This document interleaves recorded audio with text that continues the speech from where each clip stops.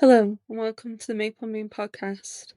This is your host, Courtney, and today we are talking about writing competitions and prize culture in the arts.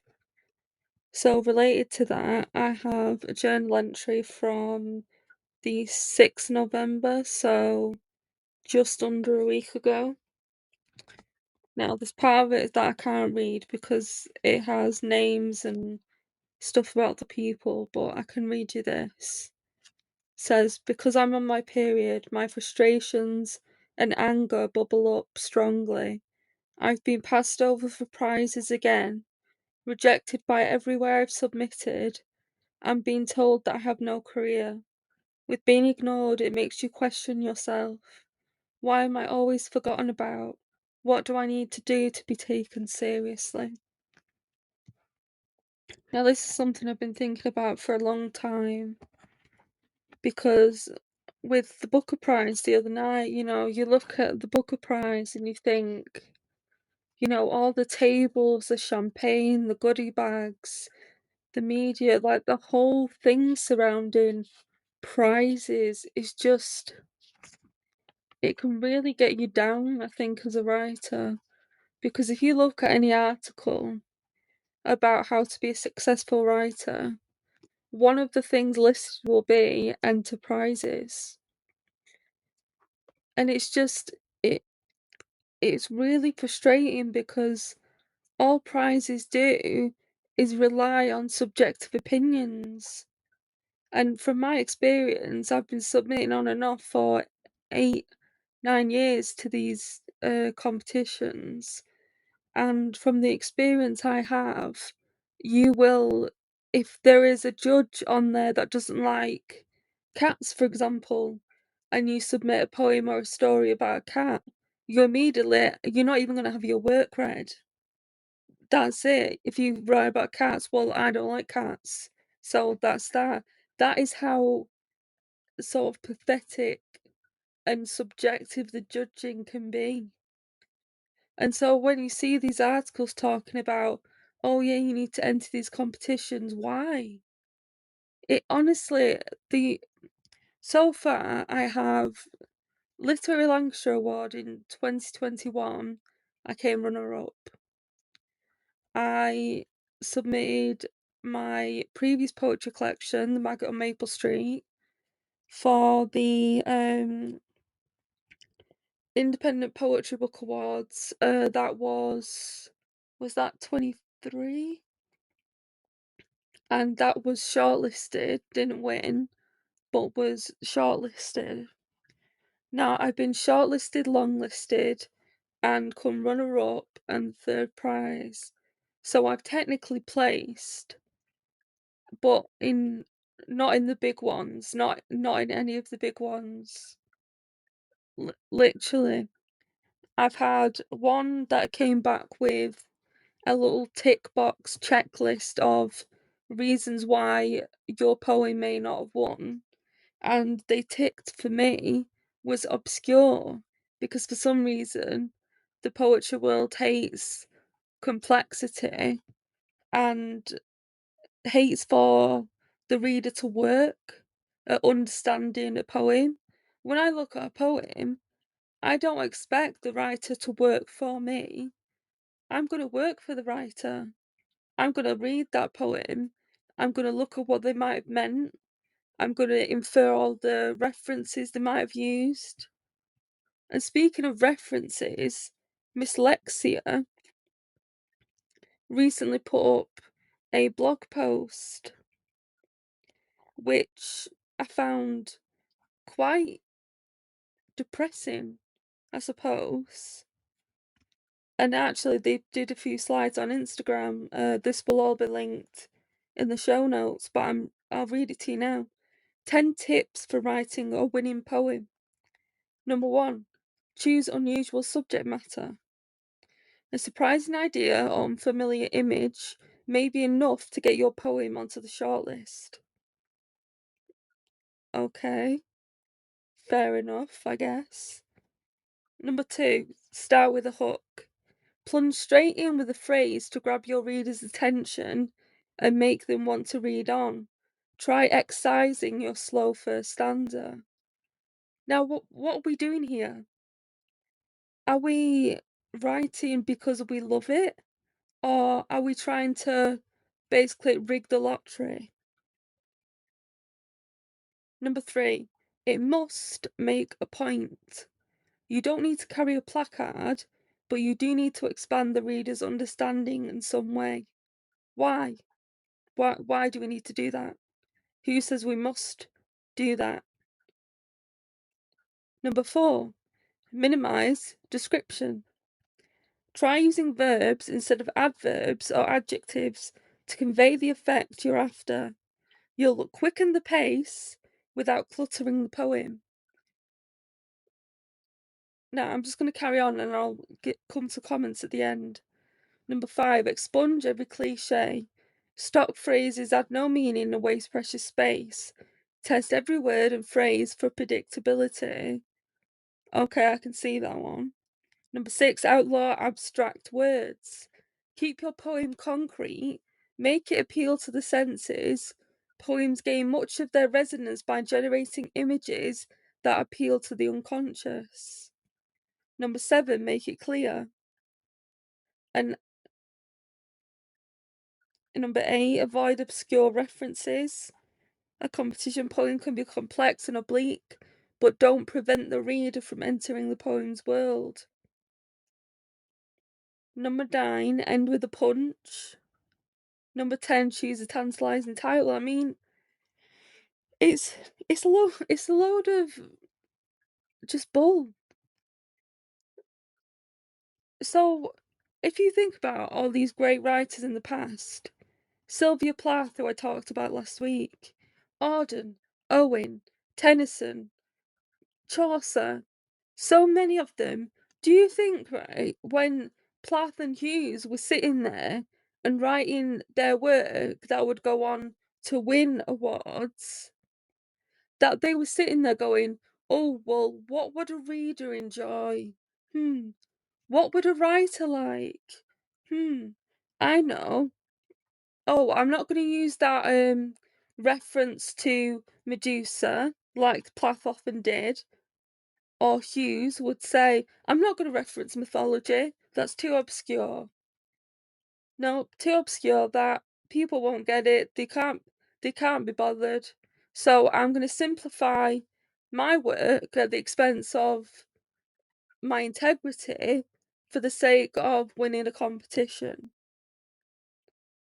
See, this is where I have a real problem with prizes, and that dyslexia post really amplifies what is wrong with the writing world today and prize culture in particular. Because what is happening is that these places are dictating what writers should write. Why are we against quote unquote obscure references? What makes so much of Auden, Plath, all those people, Audre Lorde, all those people so great is because they read so much. They take from mythology, from different places that, it really informs your work to have such a catalogue of knowledge of books, literature, culture to inform the writing you do. So then to essentially say now that you will never win a competition if you input a poem about the Medusa or the Chimera or about Norse mythology or about a period in history. So essentially, it's just going to be simplicity is what wins. This formula is what wins.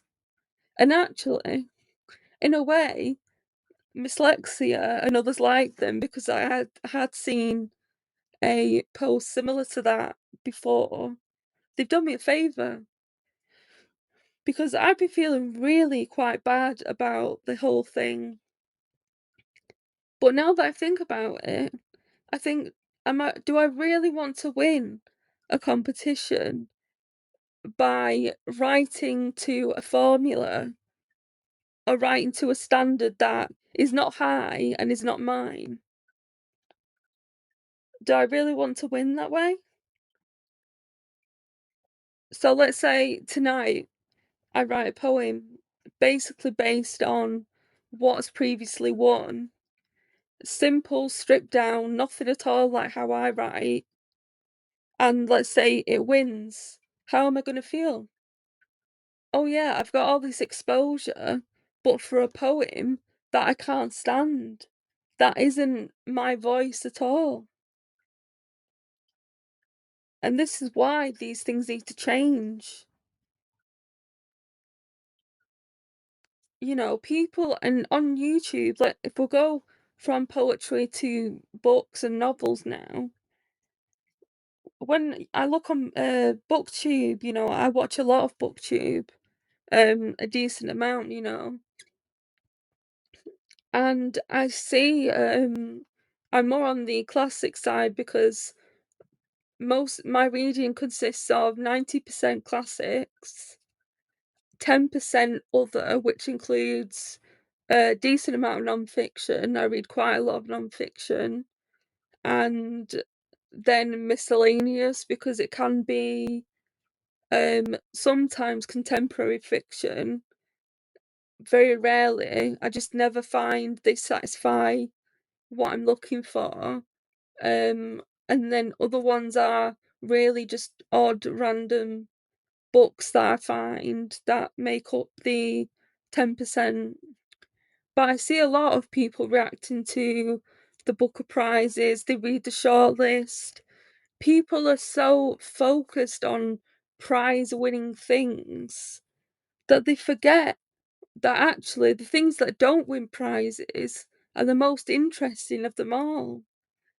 And that is proven by the dyslexia posts I just read out. What doesn't win prizes is what you should be looking at, not what wins a prize. Because what wins prizes is often mediocrity, simplicity, and a funnel system. Because I can guarantee that a lot of people are forgoing their integrity to get their name on a shortlist. Because, and this is, I think, why I've had a real problem with getting my poetry out there this year in particular, and why really I've decided to focus on fiction for now, because I find fiction, the fiction world is a lot more. There are still tropes like femgore is really popular right now, and of course the Sally Rooney can't be bothered to use punctuation trope is also popular. But with fiction, I think experimentation and difference is a lot more respected than it is in the poetry world. It seems as though we've swung the pendulum. We have gone from the work of Auden to, we went to Rupi Kaur, where people get into poetry, and now people fear obscurity and complexity. If a poem doesn't immediately reveal itself to some readers, like, you know, some sort of magical being, if it doesn't, you know, shed its skin on immediate sight, it is apparently a bad poem. I've had this conversation now. I've had this conversation with a magazine before. They're a popular magazine, but they're also known for being problematic around the industry anyway. But they're of the belief that simplicity is the best and that everything else is just bad. But this pervasive idea is really damaging to poetry, And it's also why I really don't read much contemporary poetry. I do try and find the odd thing that I like, but the one person I do enjoy, Diane Seuss. I like her work because she has a balance. She is more contemporary, I would say, but she also comes from the classic side, which I appreciate. But so much of the contemporary poetry just does not like spark for me. And so now what's happened is that because these styles keep winning, we've got magazines like Dyslexia essentially giving a formula. So instead of people winning competitions on partial merit, because there will always be subjectivity, of course, but now we've actually got a formula. We have become so basic that there is a formula to winning competitions. And I just refuse to do it. I refuse to shove myself into a box that doesn't fit me. You know, I will never fit in a size 8 trouser. So why would I go to the shop and buy it and try and fit it on myself? It's not going to work. It just makes no sense. And so this is why I don't understand when people pick up books because, oh, they won this prize. I don't care. Honestly, to be quite honest with you, if something has won a prize, I am more likely to not read it than I would be normally. There are exceptions, of course, but I will usually steer away from whatever has won a prize because it always falls within a formula. You know, I'm not about simplicity. And there is, of course, a place for simplicity. But the point being is that now everybody has to write that way if they want to get on the ladder. I've been ruminating over this for months, and it all makes sense to me now. The way the industry is going right now is to stifle any sense of complexity in a poem. I've critiqued this on my Substack, as many of you will know. But for the most part, I have stopped entering competitions because one, they're expensive, and also now, which is another thing, is there are prizes such as the Rialto, where if you need a concession to not pay the submission fee, you have to prove that you're eligible for it. So essentially, if you were on universal credit or benefits or anything like that, you have to prove that to them with a form, which is a humiliating ritual in itself. That's a topic for another day, but that's just another reason of what is wrong with poetry prizes right now. I mean, if I read to you a poem of mine for the complexity, you will understand what I particularly enjoy in a poem, and then think about the sort of poems that win competitions. They're not necessarily the same. So this one is called We Blue Stars, and it's a poem after a painting by Valentine Cameron Princip called Cinderella. Cinderella under the stairs, eating your handful of stars. From where do you hide your bouncing blue? Your sky rejecting the course. We blue stars are affixed, anointed by cosmic rain. There is absence in the midnight hour, a tower with flitting festoons. Womb blue, you have found fault with domesticity.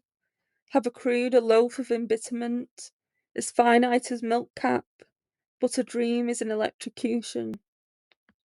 Do you see the word choices I use?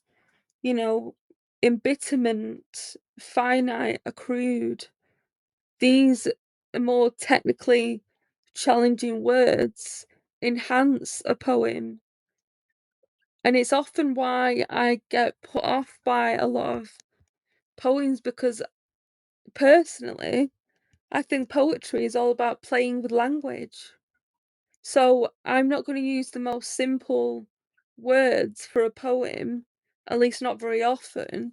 I will pick the most obscure word in the thesaurus to put in the poem because it makes it interesting, as well as whatever you're talking about and the importance of the story and the images is the actual word choices themselves, or are the word choices themselves. I would much rather put a word such as exasperated or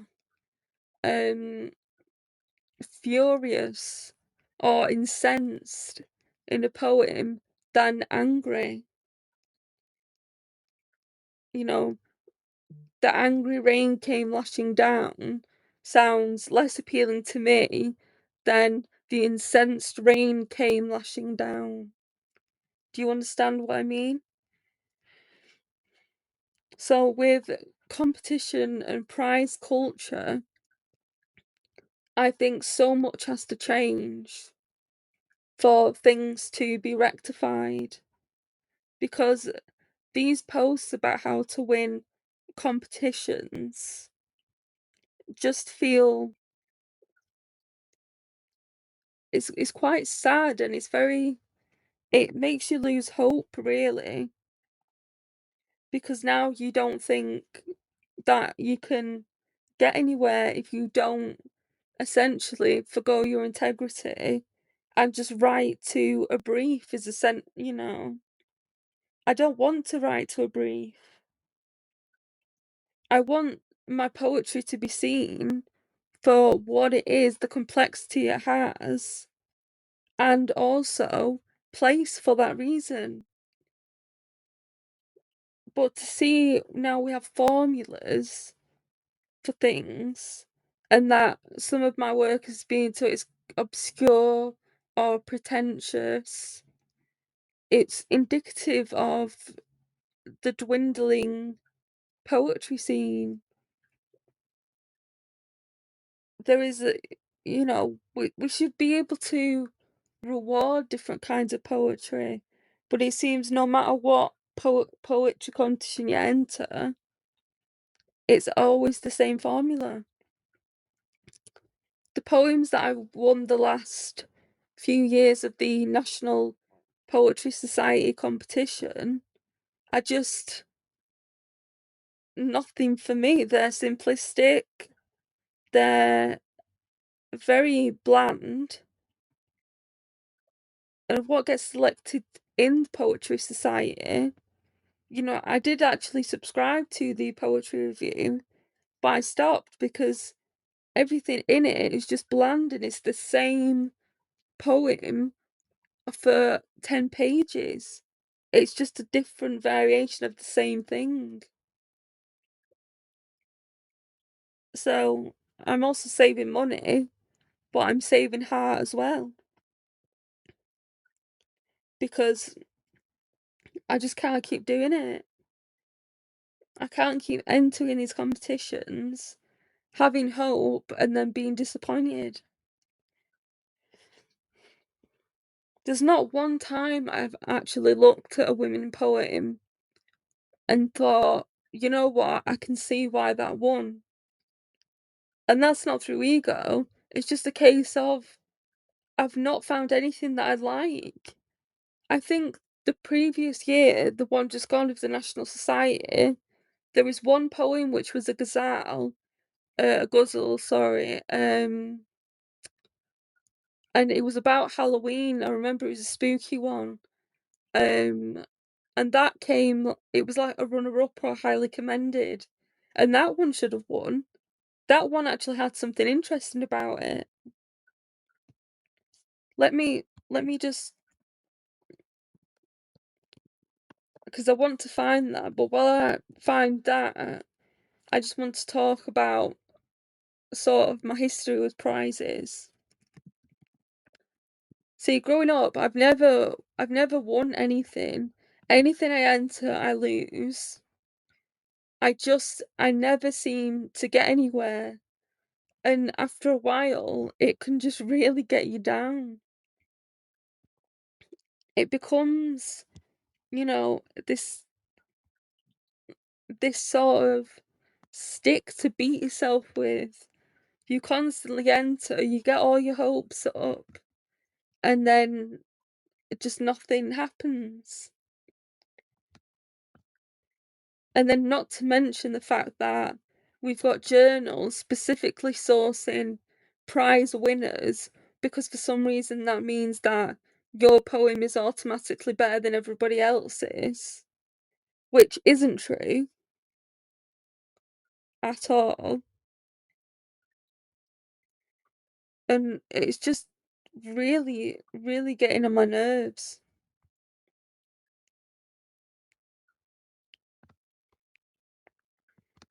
And I think it's just, I mean, there's not much really to say about it, but I just want things to change. I want because it's not worth your while. You're paying £10 to lose a competition, and you're paying £10 for somebody else to win.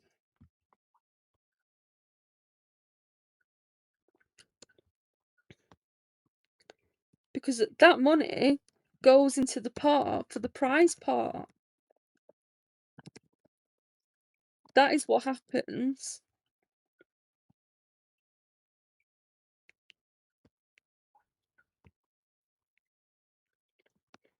Right, I found it finally. Sorry about that. So it's a Halloween Guzzle by Kit Buchan. It's late. The dead corral their moody clique together, troll out in laddered drag to spook the meek together. Tonight let's hop to Vegas in the jet, max out the cards and make the headboard squeak together. Now I can't read out the full thing because with it winning, I feel there's a copyright to that.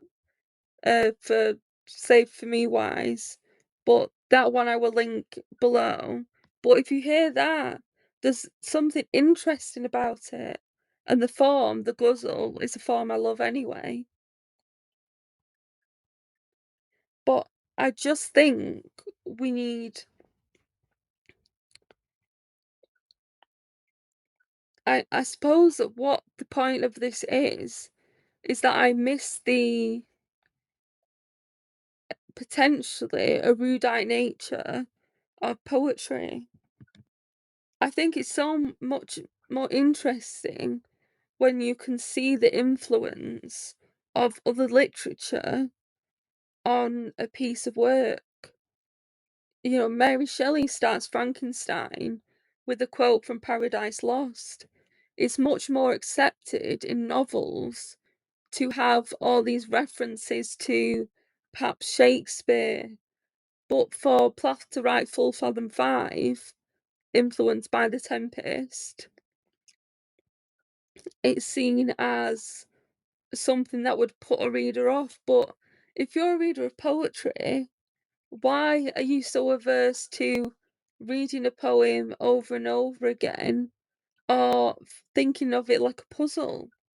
I find it so interesting to search for the little, interesting nooks and crannies in a poem. They're like little pearls, buried in the sand. Why are we so afraid to uncover authorial intention and references? It absolutely aggravated me when I first saw that Miss Lexia post. because it's just everything wrong with the publishing industry right now. The fact there's actually a formula to winning a competition, that is not what writing is about. It's just not at all what it should be about.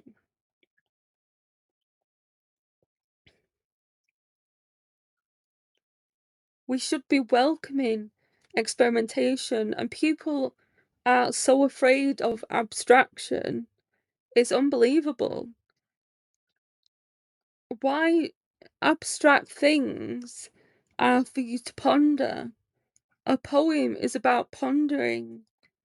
You know, not every poem needs tying up in a neat little bow. And that's what Miss Lexia wants. Miss Lexia wants a poem tied up in a little bow that is easy to swallow and digest. That is not what poetry should be about at all.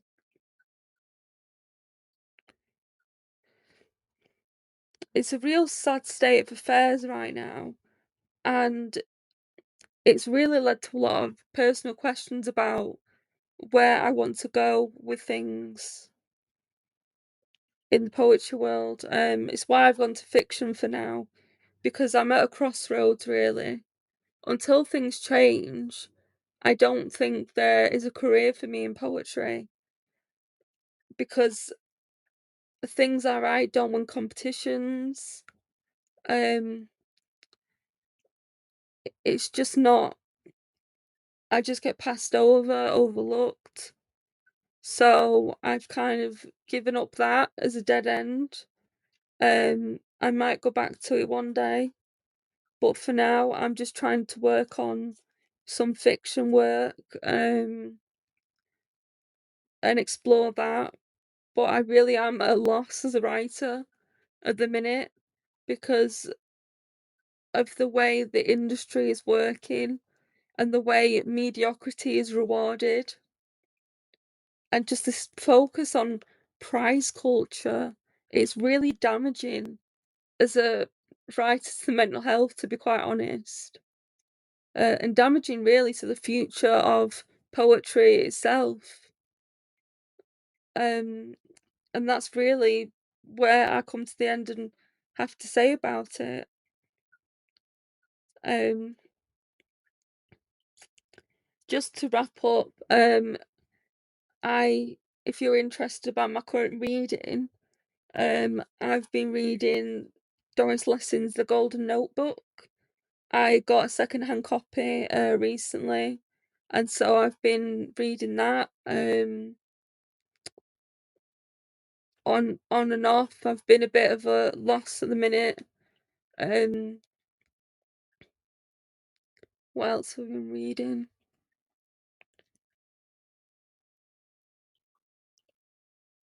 I did start Jonathan Strange and Mr. Norrell on Audible, but see, I used to read fantasy when I was younger, but then I went straight to classics. So when I find fantasy, I find there's less intellectual work within it, even if it is a literary fantasy. It's much more, fantastical, and I guess I'm so used to the intellectual enrichment that it's not working for me. Um, so that's as far as my reading goes, but I will be back next week. Thank you for listening. Everything will be in the show notes again. So thank you and goodbye.